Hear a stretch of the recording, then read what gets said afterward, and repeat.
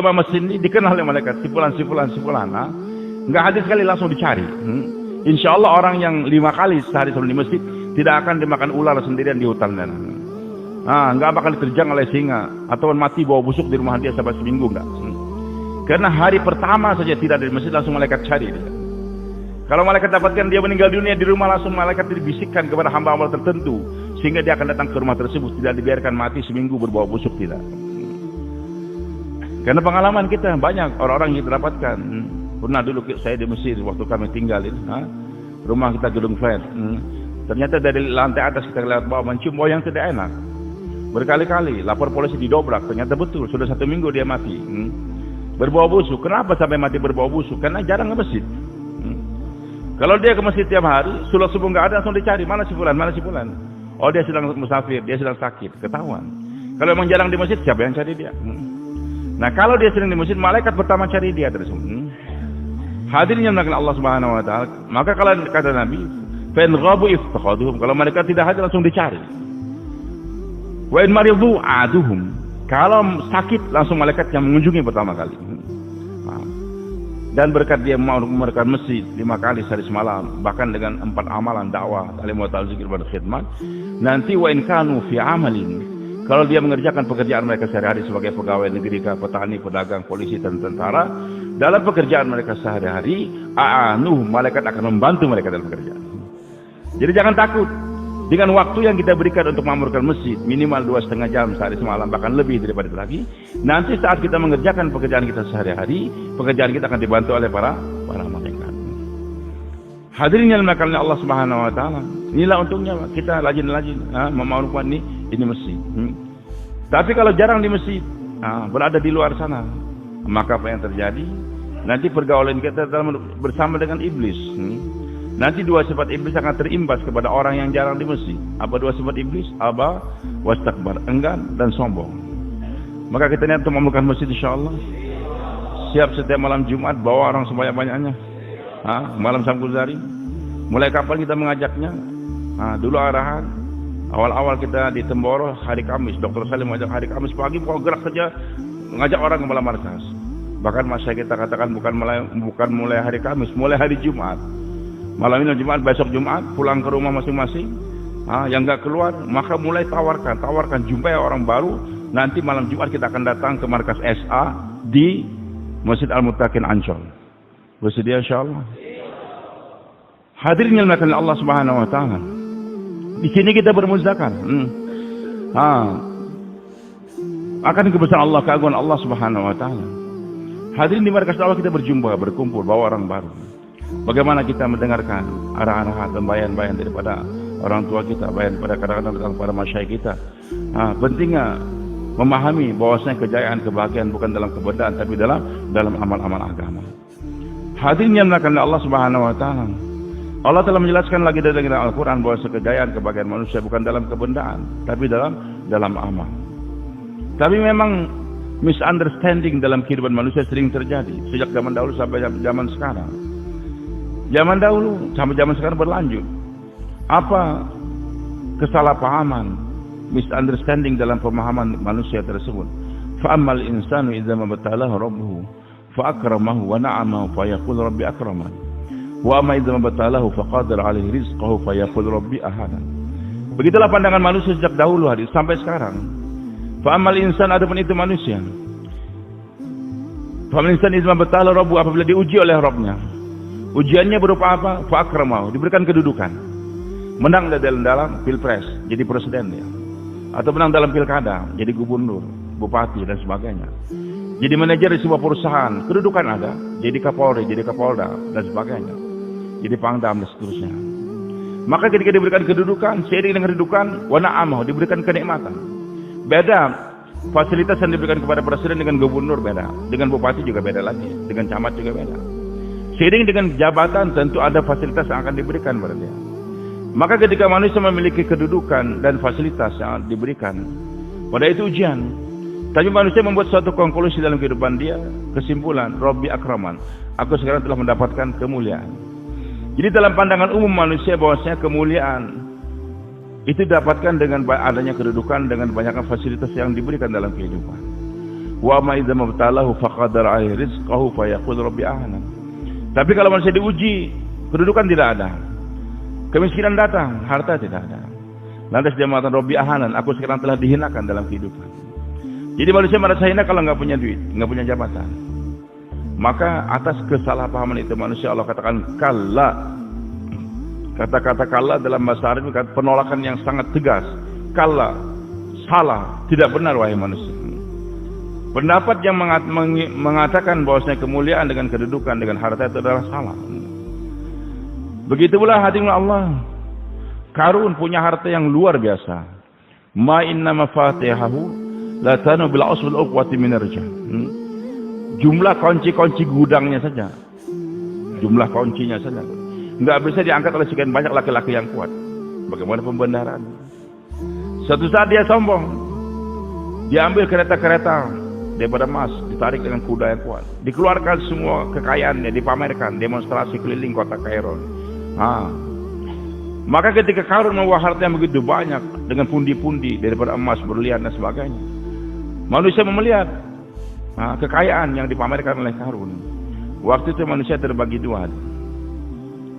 Sebagaimana juga hari ini, ketika melihat orang kaya memperlihatkan mobil dan sebagainya, manusia terbagi dua. Fa kharaja ala qaumi fi zinati. Qarun telah mendemonstrasikan, memamerkan kekayaan dia tadi. Qala lajinul hayatad dunya ya laitan mislama utiya Qarun innahu ladzu hauzun azim. Berkatalah orang yang di hati ada keinginan untuk mendapatkan dunia, ya laitan mislama utiya Qarun. Alangkah baiknya kita dapat harta seperti Qarun. Kita mudah-mudahan dapat harta Qarun gitu. Ya Qarun sini berangan-angan begitu. Mudah-mudahan dapat harta Qarun. Dan ini Allah sudah cantumkan dalam Al-Quran. Ketika melihat kekayaan Qarun, semua orang berangan-angan ingin punya harta Qarun. Lihat orang punya mobil Mercedes, enak juga kalau punya mobil Mercedes. Punya ini enak juga begitu. Kenapa waktu itu masyarakat ingin harta seperti Qarun? Ya laitana selama utiya Qarun, innahu ladzu hauzin azim. Karena dalam pandangan masyarakat waktu itu, Qarun memiliki nasib yang paling baik. Jadi nasib yang baik atau kedudukan dalam masyarakat yang mulia waktu itu adalah ketika memiliki harta seperti Qarun. Tapi dalam pihak yang lain, wa qalla jinautul ilma, maka berkatalah orang yang diberikan kepahaman yang benar oleh Allah, diberikan ilmu oleh Allah. Ilmunya bukan cuma bagaimana cara sholat, puasa, zakat dan haji, itu juga perlu ilmu. Bagaimana cara sholat, bagaimana cara haji, bagaimana cara berpuasa, juga ilmu. Tapi ilmu yang lain lagi adalah wa qalla jinautul ilma, maka berkatalah orang yang diberikan kepahaman oleh Allah Subhanahu wa taala, kepahaman akan hakikat yang sebenarnya daripada kehidupan itu apa? Wailakum, salah kalian, celaka kalian. Jadi kalian mengatakan bahwa Qarun orang yang paling hebat di dunia itu adalah salah.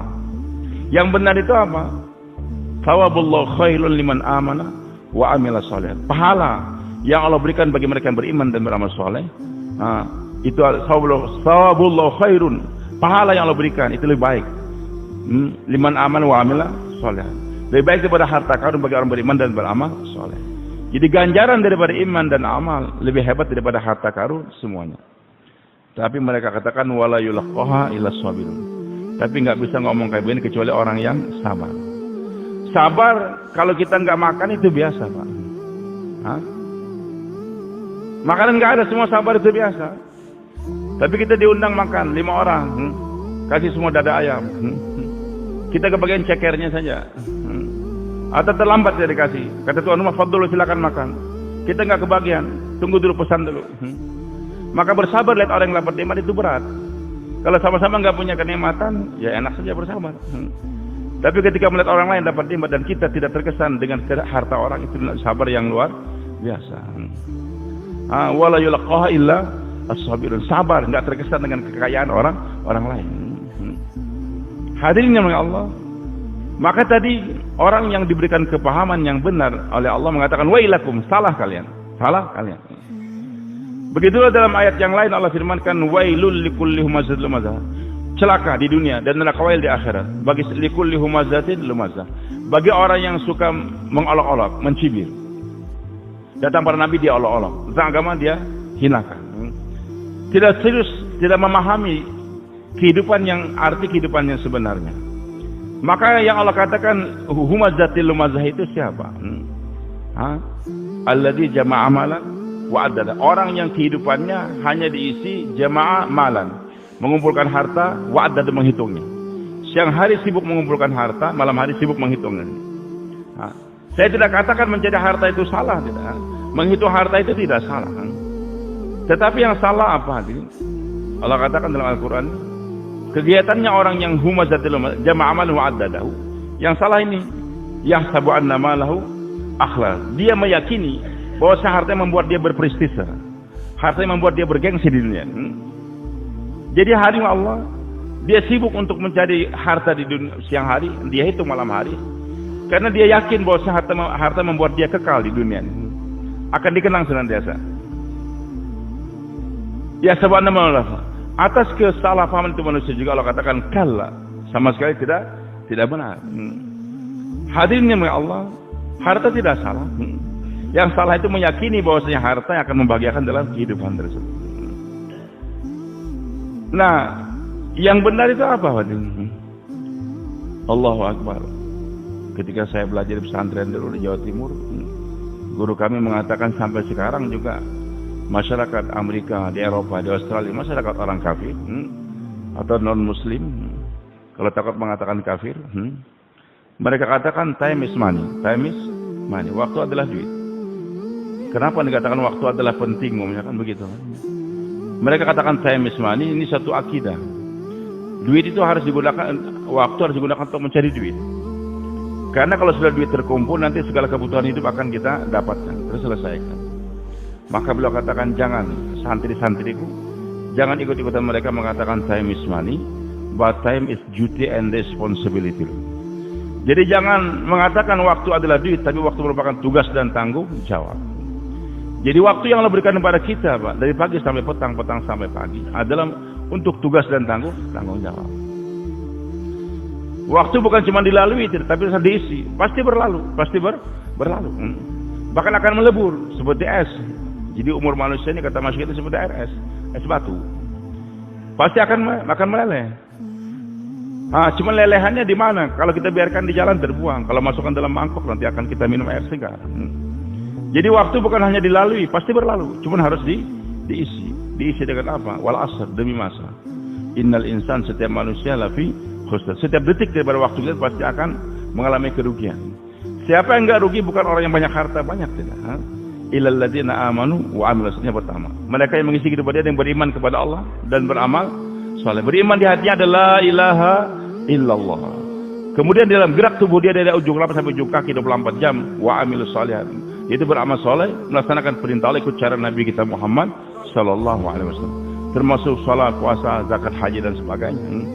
Jadi yang pertama sekali kehidupan harus diisi dengan keyakinan kepada Allah 24 jam. Bagaimana saya yakin saya jangan berinjak daripada Allah Subhanahu wa taala. Dan hadirin Allah, memang kita kadang diuji iman kita. Yazid wa yanqus, kadang naik, kadang turun. Itu iman kita. Maka kita ingin bagaimana setiap saat jangan sampai hati kita lepas beriman kepada Allah Subhanahu 24 jam. Yakin bahwa setiap yang disebut dengan segala benar kecuali Allah Subhanahu wa taala. Ini yang pertama. Hadirin Allah, para anbiya ajaran mereka yang pertama beriman pada fa'alam annahu la ilaha illallah. Ketahuilah, tiada yang disebut dengan sebenarnya kecuali Allah. Nabi Musa alaihissalam di Bukit Tur Sina sana, setelah dia akan menjadi nabi, Allah kata fastami' lima yuha. Wahai Musa, dengarkan pelajaran yang pertama akan diwahyukan pada kamu. Apa pelajaran pertama? Innani anallah la ilaha illa ana. Wahai Musa, ketahuilah sungguh aku Allah.